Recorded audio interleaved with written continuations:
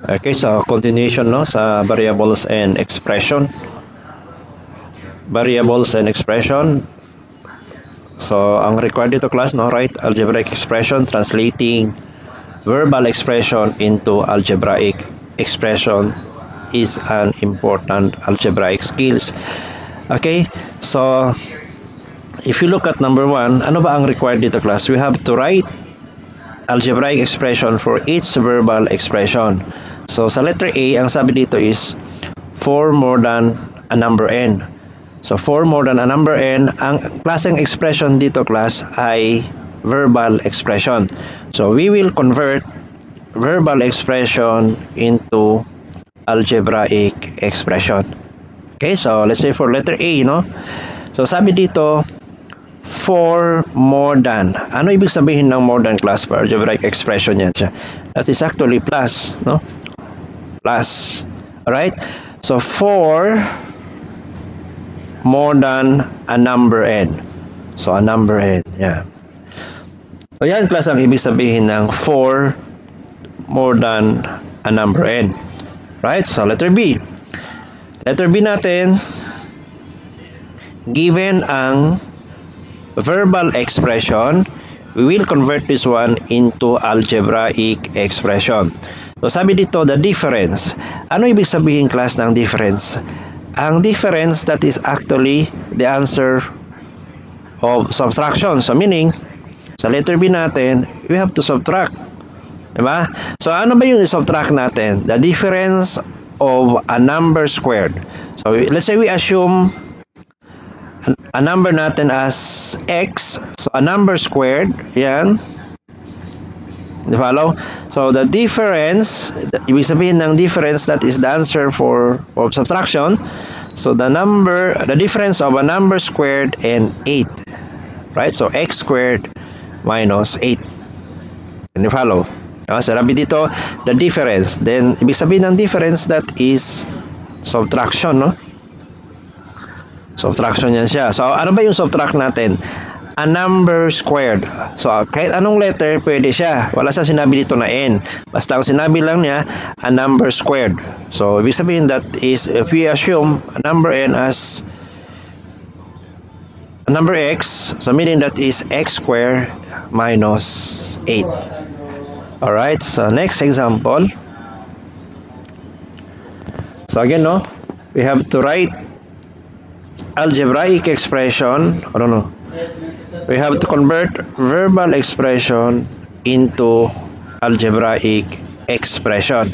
So sabi sa number 1, a number decrease by 8. So ano ibig sabihin class ng decrease? Ano ang ibig sabihin ng decrease? Ang decrease is actually subtraction, no? So a number. So we will assume a number as letter x, then of course 8, meaning x minus 8. Okay? Next. A number divided by 8. Okay, so divided. What is divided? That is division. Diba? Sorry. Divided, that is division. So a number, we will assume x, no? Yung number na yon. Then divided by 8. So ibig sabihin that is x divided by 8, or sometimes pwede x over 8. And the follow, a number divided by 8. Alright? Next. A number squared. A number squared. So if we assume x as a number, then squared, so ibig sabihin that is actually x squared.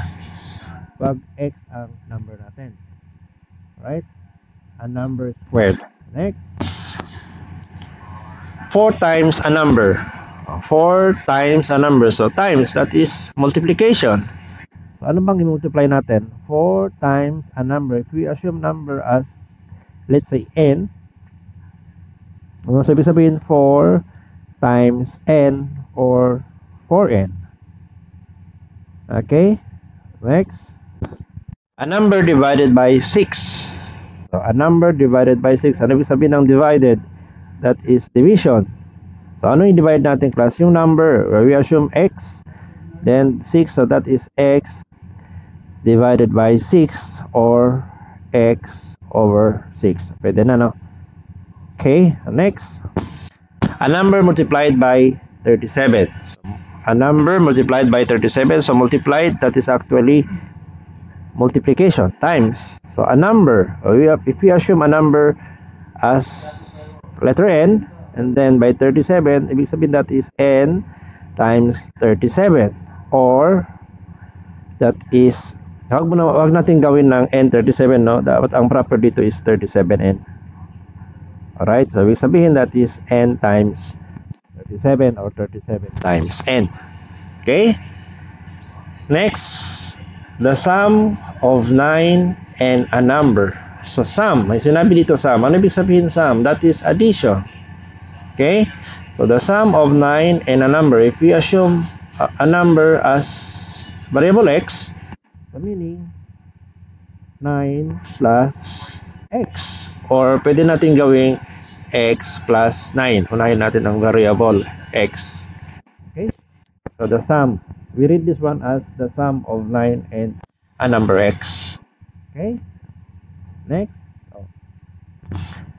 3 less than 5 times a number. So less than. So ano ibig sabihin ng less than? So that is subtraction.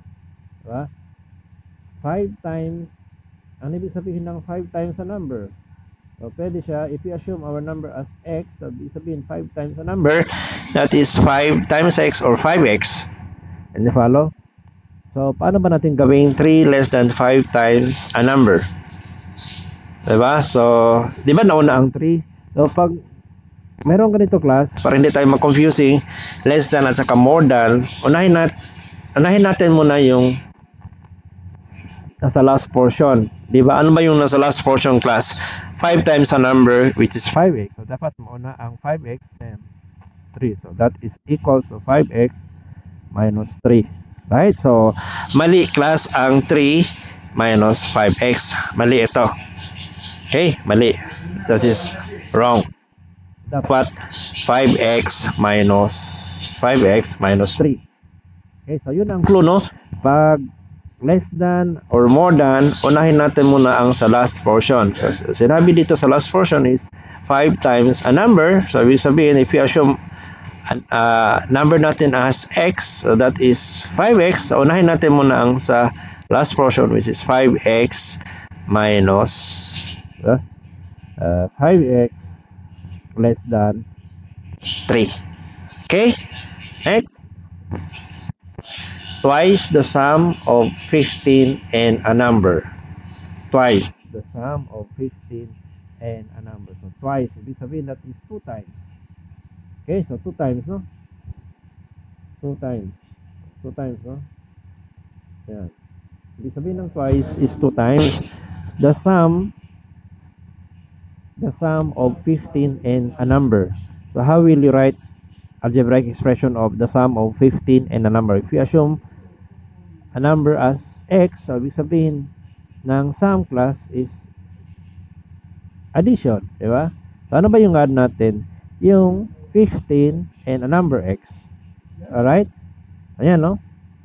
15 plus x, or you can also write x plus 15. Pareho lang yan, no? Ayan. So the sum, we read this one as the sum of 15 and a number. Pero may sinabi dito, twice the sum of 15 and a number. Twice, ibig sabihin 2 times. 2 times what? 2 times the sum of 15 and a number, which is x plus 15. O, pwede, ganito, no? Or kung ayaw mo, gawin mong 2 times 15 plus x. They are just the same. Okay? Next. Twice the sum. Tapos na, no? 1/2 the square of b. So, given the verbal expression, 1/2 the square of b. So, 1/2. How will you write 1/2? 1 over 2. So, square of b. How will you write square of b? So, b square, di ba? So, ibig sabihin that is 1/2 times the square of b, or 1/2 b square, or pwede siya b square over 2. Kasi 1 times b square is b square, then b square over 2. Okay, next. 7 more than the product of 6 and a number.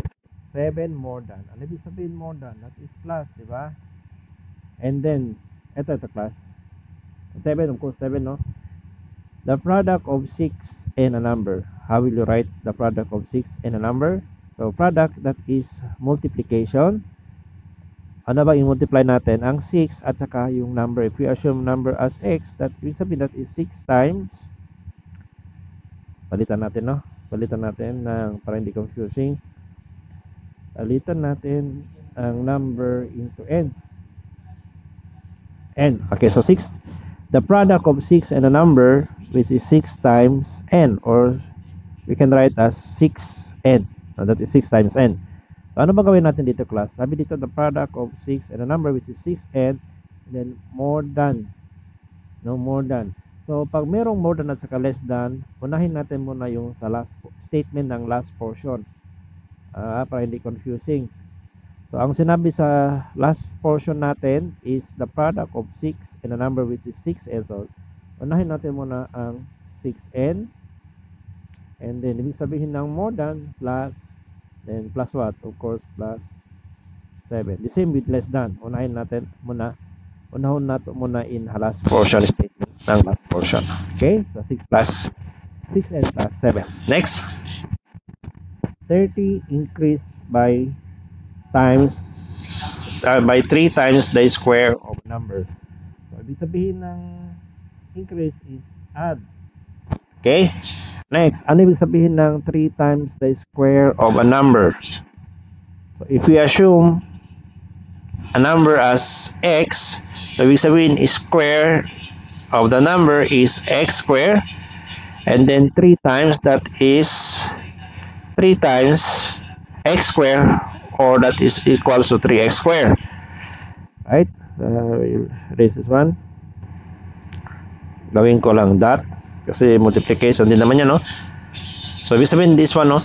3 times the square of a number which is, we assume ang number natin as x. So, square of a number that is x square. So, 3 times x square is 3x square. Okay?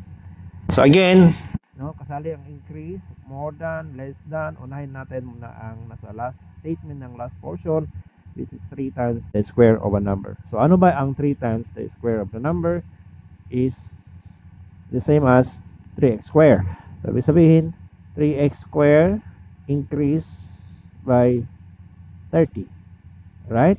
Ayan ito ang equivalent algebraic expression ng 30 increased by 3 times the square of a number, or 3x square plus 30. Right? Next. Meron pa? Wala na? Next. Okay. So, yan. Thank you for watching.